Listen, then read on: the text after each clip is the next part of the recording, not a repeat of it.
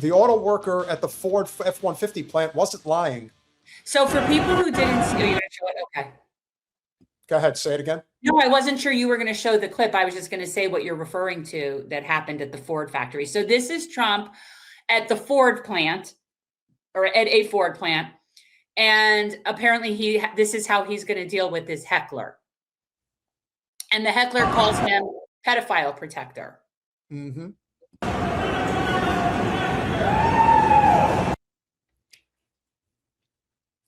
And he is such a small little man that the president of the United States can't handle just a heckler and let it go. He has to respond and curse out and tell this guy to fuck off, the heckler. This is what the president does in response to a heckler. Only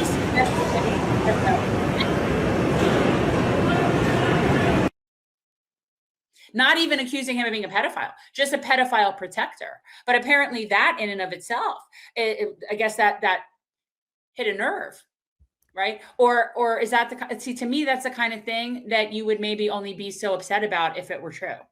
Well, that's the thing that I found so perplexing about his reaction in such a volatile way. It's one thing if he called him a pedophile and Trump just lost it. He's like, I'm not a pet. Like, it instinctively would say, like, I'm totally not a pedophile. I didn't do any of that stuff.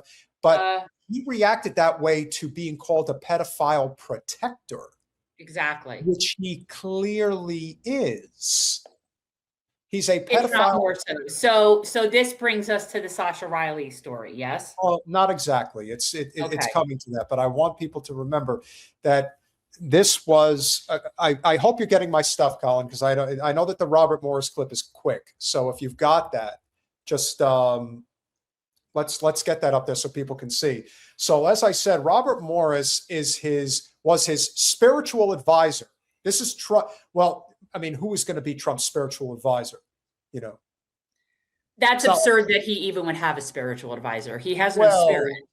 You know, the token for that matter. But so he was convicted. He was convicted of sexual abuse of a 12-year-old. Nice. 6 months in prison. You want to talk about a sweetheart deal? Well, if he goes to a regular prison, he might not last 6 months, and may that be so.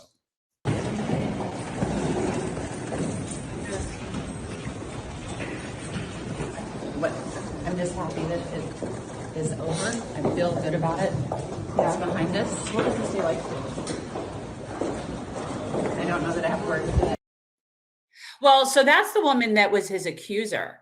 Correct. And so given that she's an adult, clearly an adult, this woman has been trying to get justice for a very long time, is what that says to me. And that's just, yeah. But doesn't it also say, and one of the main reasons why so few people end up coming forward is that you put your life on the line, you go after somebody powerful, you convict them, and then they get a slap on the wrist.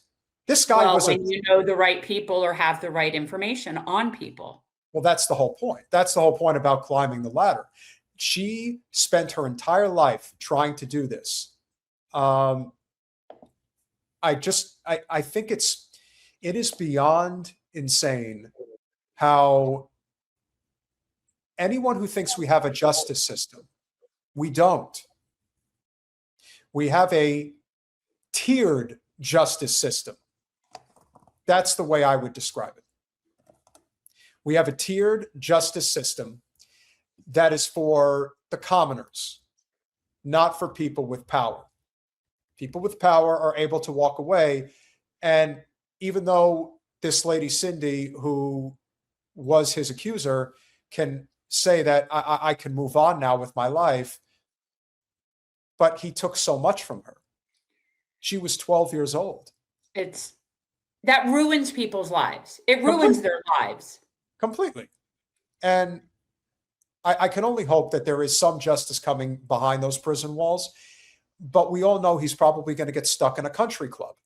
So, or maybe he'll get lucky and they'll just fly him back to Epstein's Island and he could be there with Epstein. Who knows? You never know.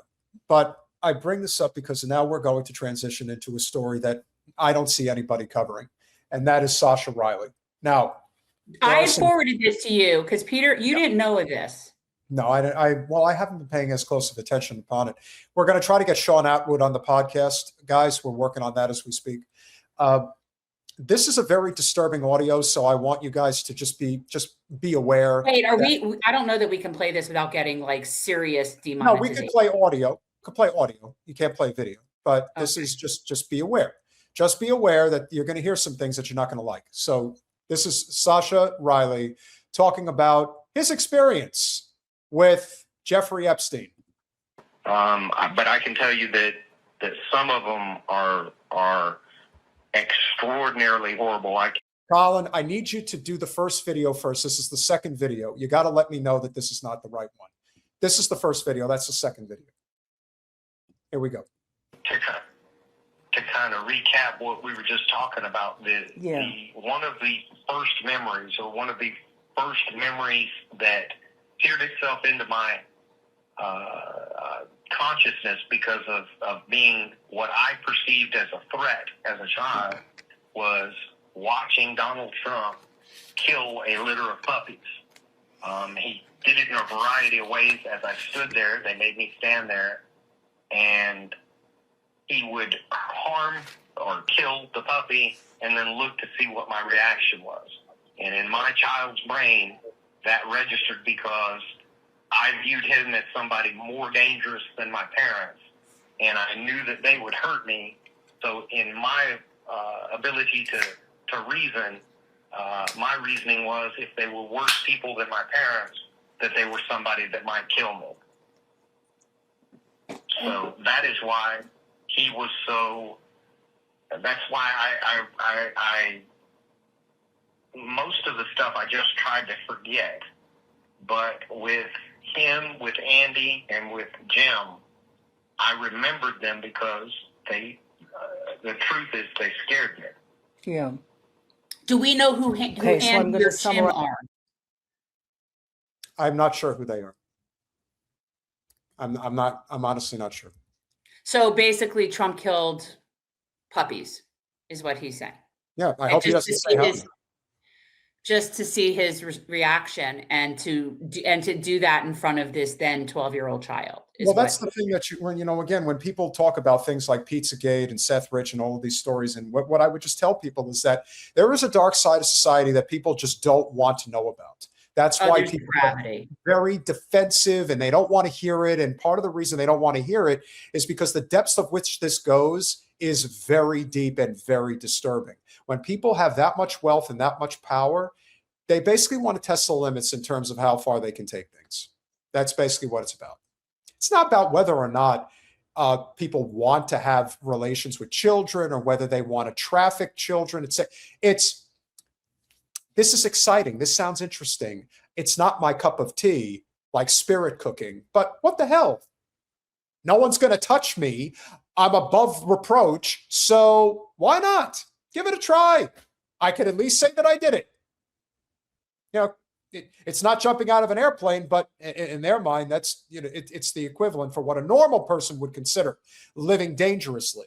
This is how they want to live dangerously. They want to harm people. They want to harm puppies. Oh boy, let me tell you, I would make it a vendetta to get him because of that. That alone is that's execution worthy as far as I'm concerned. And we need to be clear that these audios have not been authenticated and verified and all that in a court of law, right? Like we're just playing. We're just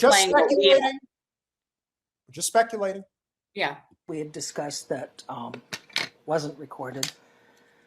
So with Trump, when Trump murdered the puppies and forced you to watch, you were 8 or 9 years old.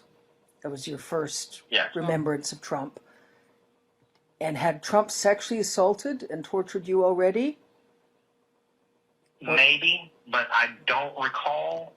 I think what happened, and I'm relatively certain, but I think that was the precursor to him sexually assaulting me. So I think that was in an effort to make the experience as brutal as possible for me. That was the same kind of MO that was used with Patricia later on. Mm-hmm. So in it seemed to be that he would use his imagination as such to try to figure out what ways would be the most traumatic, to make the most traumatic experience, to destroy somebody, kind of traumatize somebody to the maximum potential possible. Mm-hmm. So that was the first template of that, was watching him kill those puppies. And then the next higher order of that, and I couldn't tell you exactly how much time passed between, but I would say likely a couple of years, or at least a year later, before the instance with Patricia. Okay. And the incident with Patricia And, was and when, at that point, yeah. I had already, in my mind, I had already thought, there's no way I'm going to live through this anyway. They're just going to torture me to death anyway. So I might as well do everything I can to fight back. Okay. And so with the incident with Patricia, then recapping, they told you to go into another room with Patricia. There was film? They were filming? No. There wasn't filming in such a case? What happened with me and Patricia, my dad, before we got to the party, said, hey, there may be somebody you know. I had been trafficked with her previously. Yeah. But she and I were as close to being friends as you could be. We were, in the same boat as far as, our station in life. So we had kind of become friends, and she ran up to me, and I can remember she's saying, hey, come go with me. And I said, I can't. And my dad said, no, it's okay. You guys go off and have fun. And I said, what do you mean? And he said, you can go just have fun. You're an adult now. And I can remember thinking in my mind, I was wondering, what happens next? And the only thing that I knew of really of being an adult was my dad. And I knew that he didn't go to these parties and get assaulted. So in my mind, I thought, well, maybe that part of my life is over. The fact that it's his father that introduced him to this world. A lot of these kids were sold by their parents. It was financial. So what I would imagine happens is that people like Trump or Jeffrey Epstein and people that have resources, they find people that are financially struggling, people that are vulnerable, people that maybe they're addicts, maybe they're whatever their desperate situation is, and they offer to help them. And in order to help them, we're going to, we'll even take your kid off your hands so you don't have to worry about caring for them. I would think that it's a lot of the predators taking advantage of people that are sick, desperate, whatever it is. But yeah. And by the way, the dad that he's referring to, I believe, and again, somebody could have to go and look at the back to the story, would be whoever it was that his parents actually sold him to. Not his actual father. I think because there was something about he got sold early on and then to a foster parent, so I don't know that the person he's actually saying his dad was his actual father. Now, I'm not saying that this was Mar-a-Lago, but what I can tell you guys as a former South Florida resident, and I lived 20 minutes from Mar-a-Lago for 7 years when I was living in Delray Beach, Florida.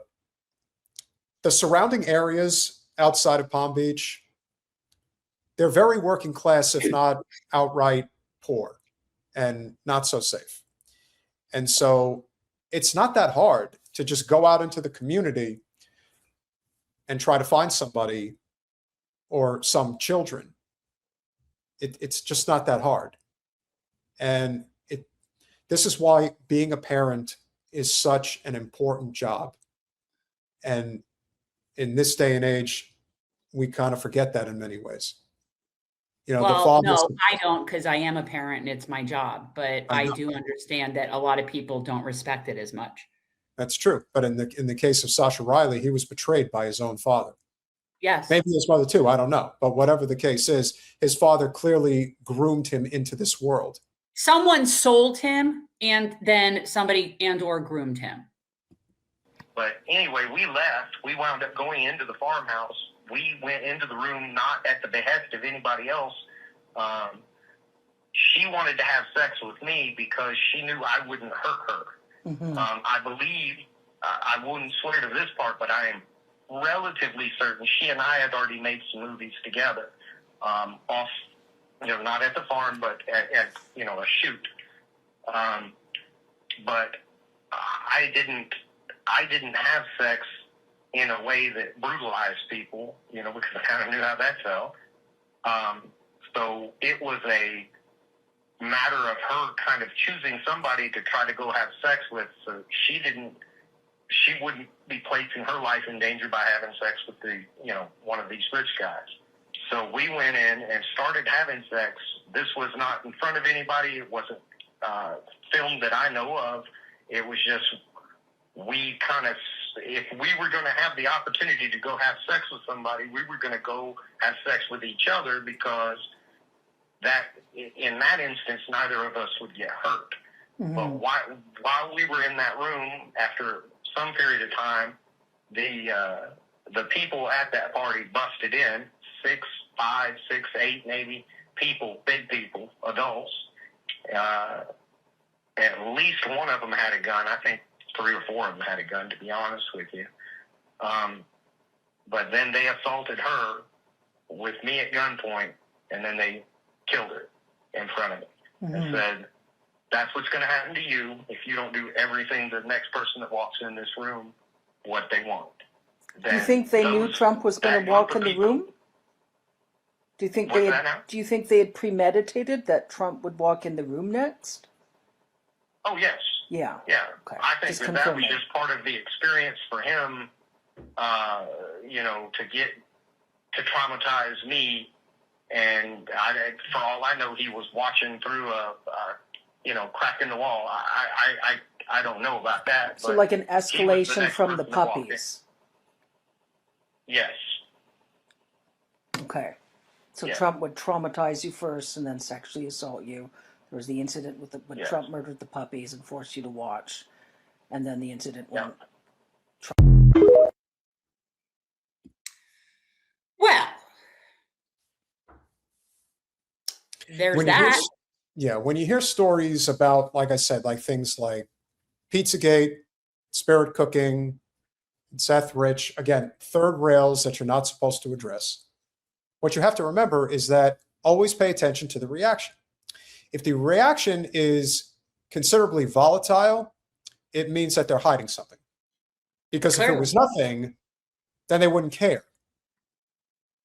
So that's why it's too random, and he's too clear about what he's not clear about. You know what I mean? Like, he knows what he does. And again, I know that if you were asking me to recount things that happened to me between the ages of, let's say, 9 and 12, that's choppy. That's choppy. Plus, you have to account for all the trauma that happened to him since and whatever and all that stuff. But it definitely does not sound fabricated. And he doesn't sound unclear about what he knows he saw. And he seems very credible to me. So again, but I do know that memories are fluid and that it's not clear necessarily. But definitely, I definitely agree. And I also think that it's, for some people, they don't know what to do. Again, that's why this is recorded. This guy may be in hiding. There's no question that there are very disturbed people out there. I've been around disturbed people. Like, this is not years and years ago. This is probably, I would say 2013, maybe 2014, somewhere around there. I was trying to attend, I think it was like a networking event in West Palm Beach. And I end up going into this room. And in the meantime, I think it was like a Thursday night, and Thursday night football was on. So I was like looking for the game. And the next thing you know, I'm in this room, and it looks like these people have money and are fairly affluent. And it just seemed to be a little too familiar, was what I was noticing. And then the next thing you know, you notice that people were like touching each other and making out and things like that. And I'm thinking, okay, well, where the hell am I? What is this? And I go to the hostess and I say, is this like a special party of some kind? It's like, yeah, it's a swingers party. I'm like, really? Just like in the middle of a restaurant, like this goes on here? It's like, yeah, it's Palm Beach. this is how people are here. That happens in Miami Beach. It happens in a lot of places. Yeah, it happens in places with money and influence. That's Right. where it happens. So to say that there are people that end up in abusive situations, violent situations, and murderous situations, yeah, there's a reason why they don't want this stuff to come out, because it's very possible that Epstein had a kill switch if he was ever taken out. That's why I have always questioned whether or not he's actually dead.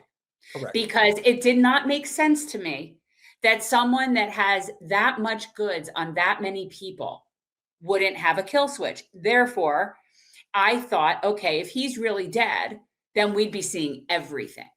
Yeah, maybe. We'd be watching like the Clinton porn channel 24/7 if he would. That's why I wouldn't be shocked if he weren't dead, because then it would explain why we haven't seen all the stuff that we would see.